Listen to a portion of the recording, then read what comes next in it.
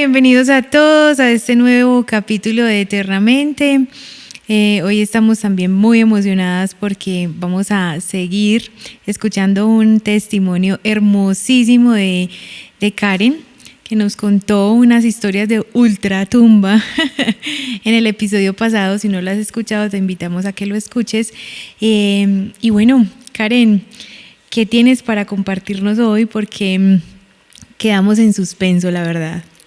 Bueno, como venían escuchando en el capítulo anterior, todo ese proceso mío de ese problema espiritual, cómo se manifestó, cómo empezaron mis liberaciones, ese tiempo fue más o menos un año con liberaciones. Después de eso hice un viaje. En ese viaje tuve acercamiento con personas de oración también que oraron por mí, y también tuve manifestación cuando vivía por allá. Y ya luego me caso, vuelvo acá a Colombia, me caso, y en el matrimonio todo transcurría normal, entre comillas. Nosotros le servíamos al Señor. No volví a sentir nada, supuestamente nada, hasta que viví una crisis matrimonial muy intensa. Y esa crisis matrimonial me lanzó a la oración, me tiró al Santísimo todos los días, en las madrugadas.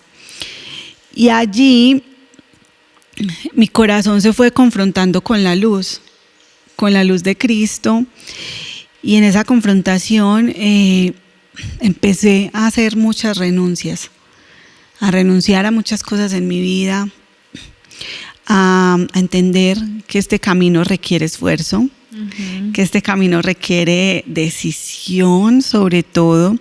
Y yo creo que ahí fue donde se empezó a gestar mi verdadera liberación, con una verdadera, no voy a decir que soy verdaderamente conversa, no lo voy a decir, pero fue allí cuando uno empieza a tener conciencia.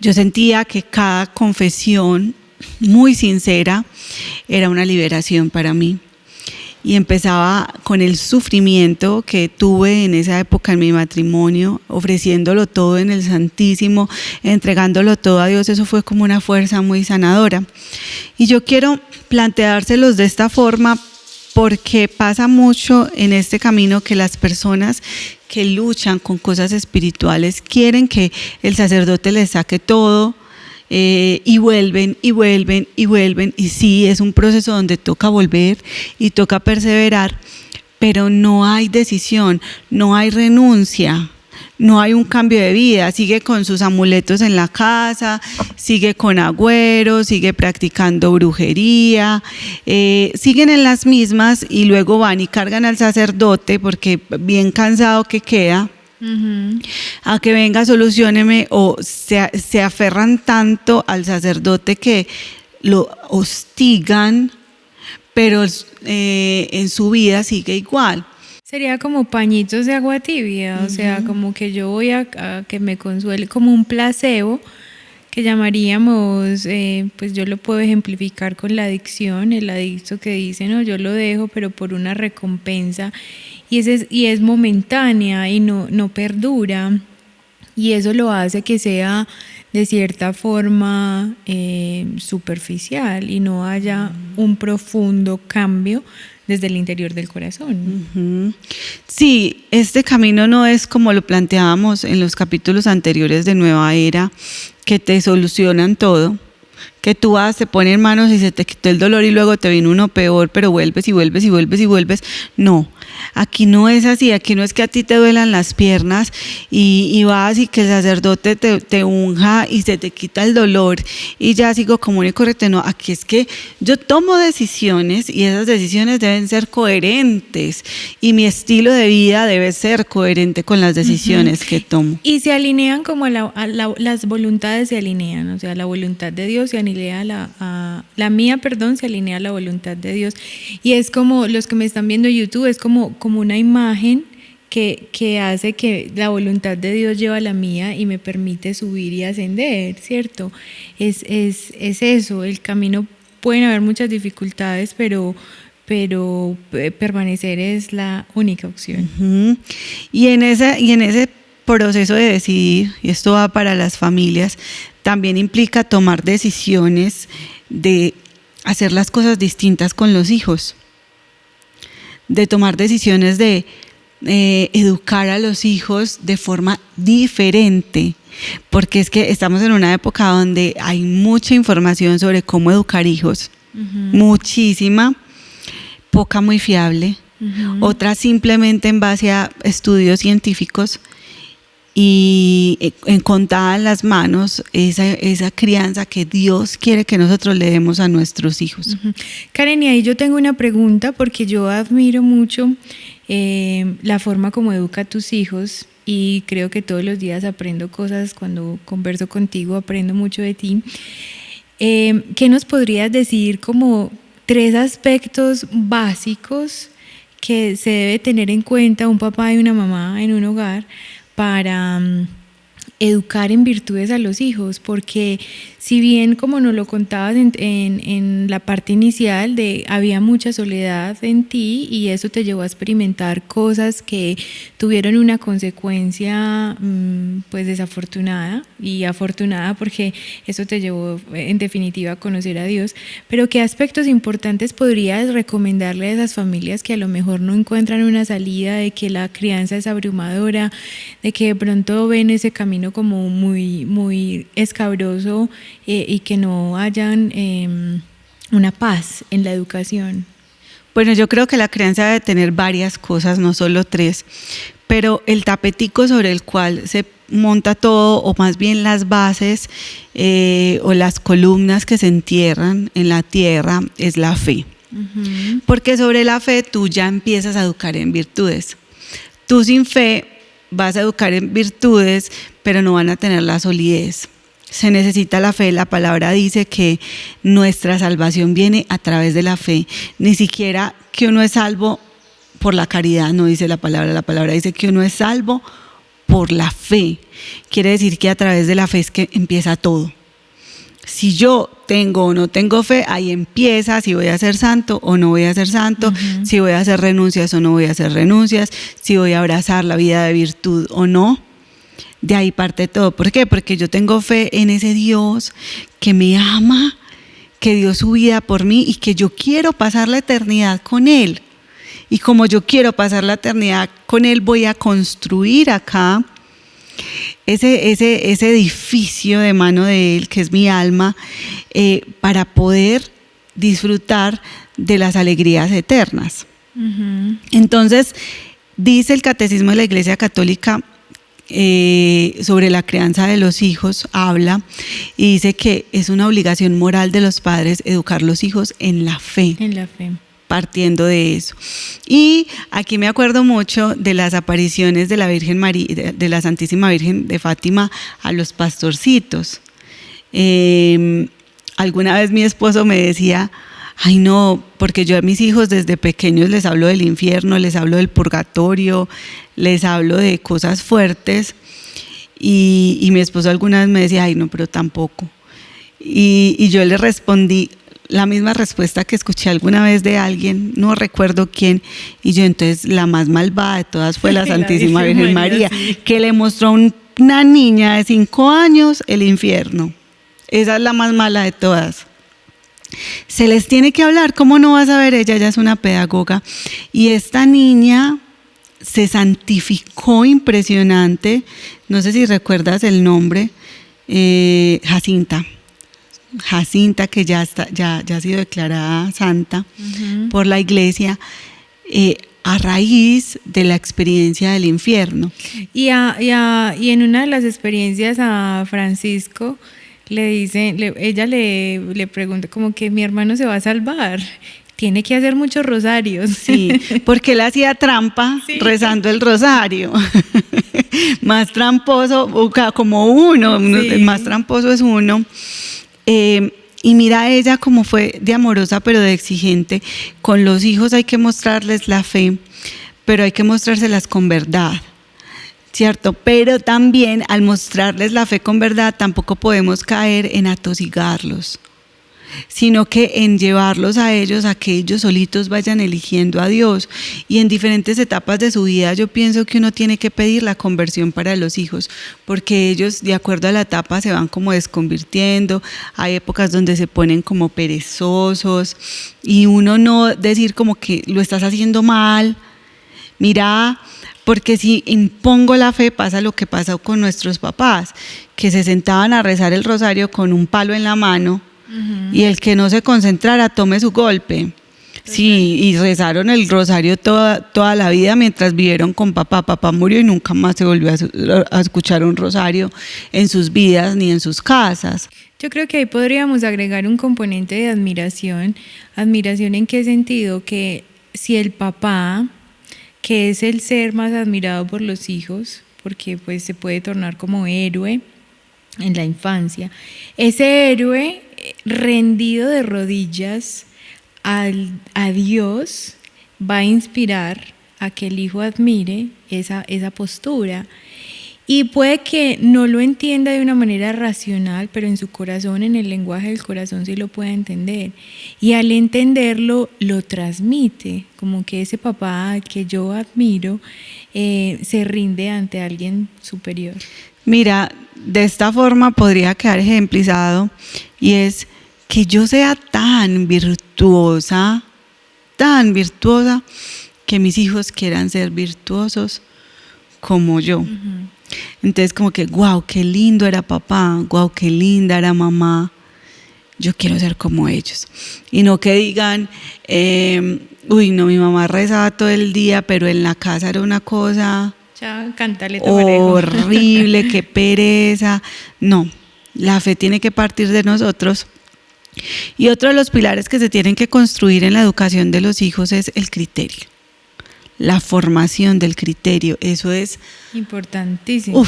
Fundamental. Y el criterio se forma desde los 3 años, por ejemplo, con la educación en el pudor. Educar en el pudor es otra obligación moral que la dice el catecismo de la Iglesia, que los hijos se tienen que educar en el pudor. No dice a partir de qué edad. Yo digo que la noción, como para que ellos vayan entendiendo, es a partir de los 3 años, con que se bañen solos, que eso lo habíamos hablado, con que se vistan por partes. Entonces me quito el pantalón y le pongo el pantalón inmediatamente, le quito la blusa y luego le pongo la blusa. Le hablo del valor del cuerpo, del valor de cubrirse, que se cubre porque es hermosa, o porque es hermoso, porque es valioso, no por nada más, no porque su cuerpo sea sucio ni feo, que la mujer y el hombre se ven más lindos cuando son pudorosos, pero sobre todo que lo miren a uno, porque por ejemplo mi niña de 7 años me preguntaba en estos días, mamá, ¿por qué es importante cubrirse el cuerpo? Y me hacía un montón de esas preguntas difíciles que les he contado acá que me hace. Sí. Y uno es como todo corchado porque si respondo mal después me va a pasar esto. Yo creo que a mí me pasa como le pasaban a los fariseos cuando le hacían preguntas a Jesús y que él les devolvía con una pregunta. Y ellos decían, si le respondemos esto, nos va a decir que entonces esto. Y si le respondemos lo otro, se nos va a venir todo el mundo encima. Me pasa así con ella. Y ella luego me dijo, mamá, por eso tú te cubres. O sea, ya me observó, ya me estudió. Entonces ya tiene un referente. La primera que tiene que ser todo eso que promulga es uno. Y si uno no es eso, mejor no lo diga. Pues incluso hay cosas que yo soy floja, muy floja, y yo no se los recalco a ellos. Más bien me pongo a trabajarlo a mí porque tengo rabo de paja. Uh-huh. Entonces la formación del criterio parte primero de que nosotros seamos de una sola pieza, pero también de entrenarlos en pensar y pensar bien. Y cómo en la toma de decisiones ponerlos a pensar.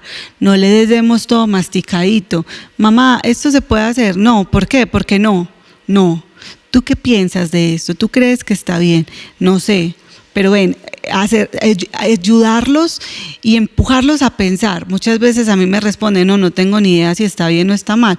Yo no le digo, está mal. No se lo digo. Simplemente es, piensa un poco más. No sé. Bueno, eso que hizo esa persona, ¿Cuál fue el fruto después? Ah, le pasó esto, esto, esto. Y eso que le pasó, ¿tú piensas que lo hizo mejor persona o no? No, mamá, para nada. Antes pasó esto, esto, eso. Ok, entonces esa primera decisión que tomó, que fue como tan chévere, tan divertida, tan aparentemente noble, ¿estuvo bien? No, no estuvo bien. Con preguntas.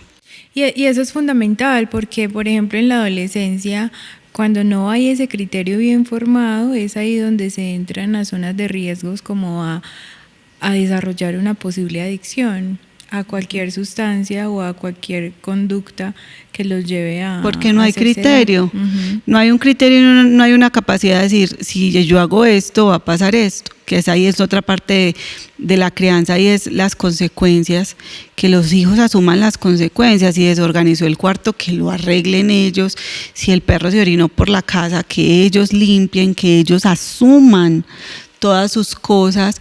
Si yo amenazo, cumplo, para que ellos se den cuenta que la vida con consecuencias, que las consecuencias en la vida existen. Y así como con esos pilares, adicional a eso, la educación en la inteligencia, la educación en los talentos, descubrirle los talentos a los hijos para aumentar su autoestima, para que no se sientan inferiores, para que sepan que Dios los dotó de mucho. Y una cosa fundamental, fundamental, fundamental, es sacarlos a ellos de la inercia del egoísmo. Todo el tiempo. Por ello yo soy amiga número 1 de que los hijos tengan hermanos. Entonces, que no sea solo uno. Que no sea solo uno, ojalá mínimo 3, ojalá. Pues obviamente eso va a la perspectiva de cada familia, la posibilidad de cada familia.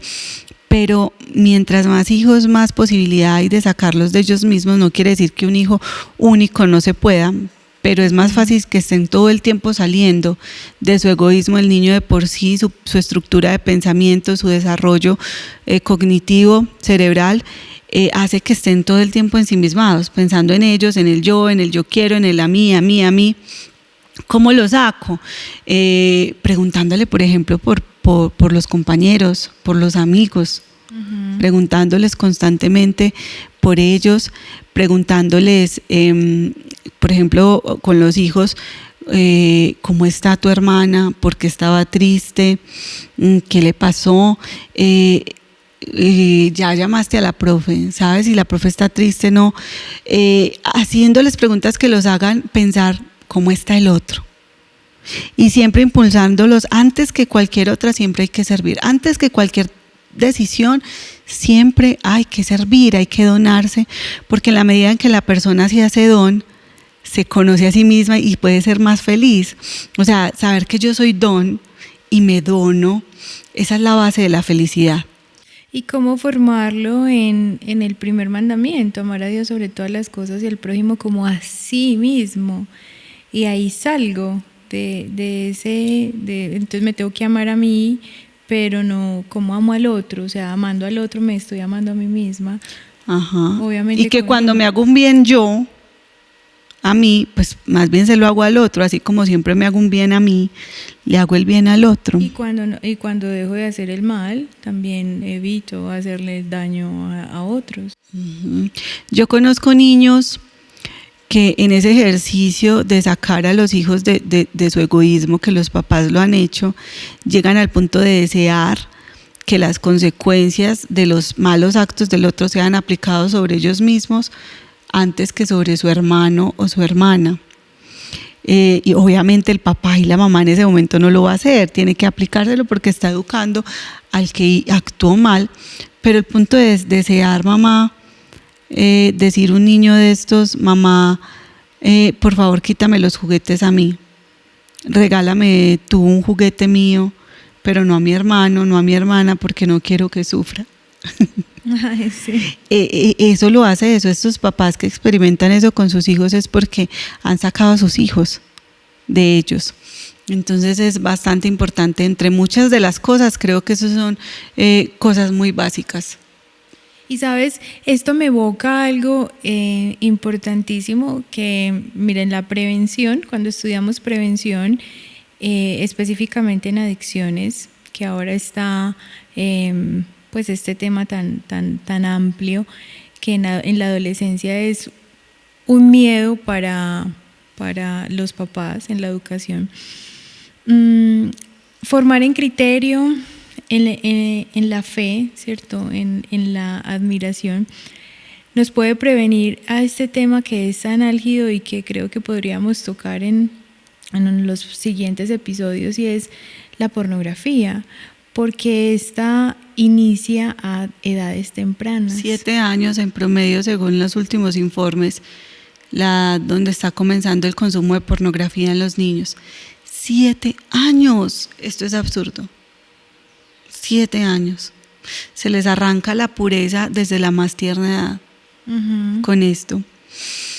Fuiste tú la que me contó un estudio que se hizo impresionante. ¿Quién fue el que me contó? Cómo estas casas de pornografía invierten millonadas en investigación y en estudios. Fue mi esposo el que me contó, ya me acordé, para entender el cerebro humano, entender cómo funciona el cerebro del niño y lograrlos inducir a la pornografía desde temprana edad, porque son los clientes más fieles, los que se hacen adictos a la pornografía desde niños.